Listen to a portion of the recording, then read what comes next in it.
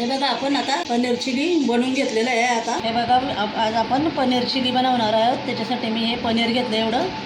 आता याला आपण कट करून घेऊ. याचे बॉक्स बनवून घ्यायचे असे.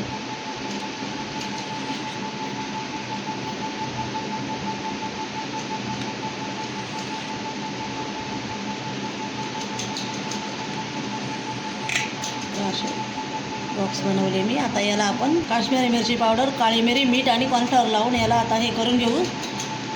याला सगळं मिक्स करून घेऊ आणि नंतर मग याला तेलात तळायचं. आता या पनीरमध्ये आपण काश्मीरी मिरची पावडर टाकून घेऊ. थोडीशी अशी भुरभुरायची.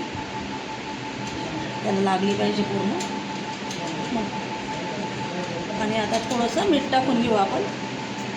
असं मीठ थोडंसं असं.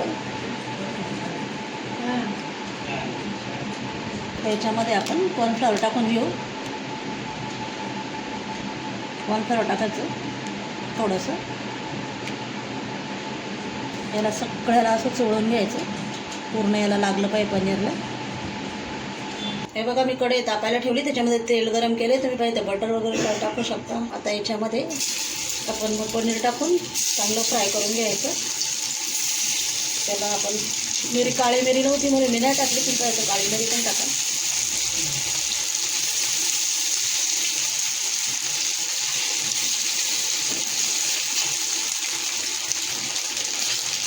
हे बघा आपलं पनीर चांगलं आता भाजलं आहे. मी तळून घेतलं आहे याच्यामध्ये. आता आपण याला काढून घेऊया प्लेटमध्ये.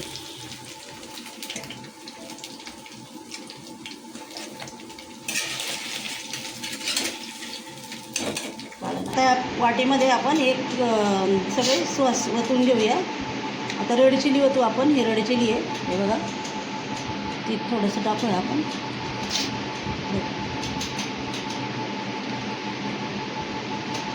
त्याच्यामध्ये थोडासा आपण सोया सॉस टाकूया. थोडं टाकायचा.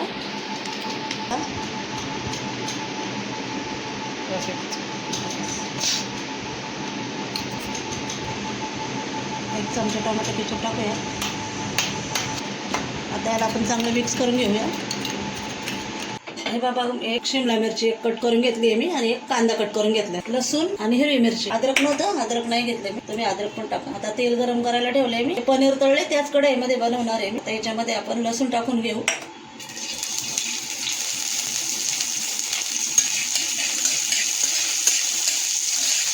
तुम्ही अद्रक पण टाका. अद्रक नाही माझ्याकडे. टाकूया. हे बघा आता आपली लसूण आणि हिरवी मिरची चांगली परतली. आता याच्यामध्ये आपण कांदा टाकूया.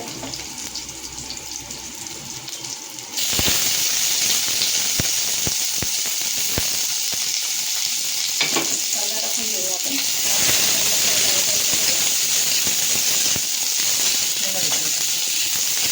शिमला मिरची पण टाकून घेऊया.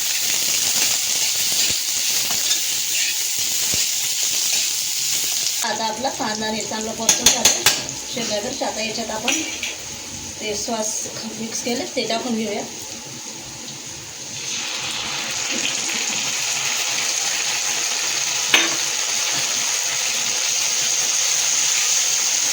आपण ते फ्राय केलेले पनीर टाकून घ्यायचं आपण. आता कॉर्नफ्लॉवर घेतलं. याच्यामध्ये पाणी टाकून आता याला मिक्स करूया आपण. पाणी टाकूया आपण थोडंसं.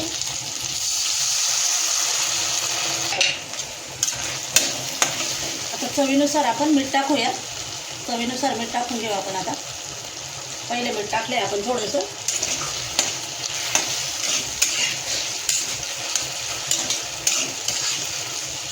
हे बघा आपण आता पनीर चिली बनवून घेतलेलं आहे. आता असं बनवायचं. तुम्ही पण बनवून बघा. रेसिपी आवडली असेल लाईक शेअर सबस्क्राईब करायला विसरू नका.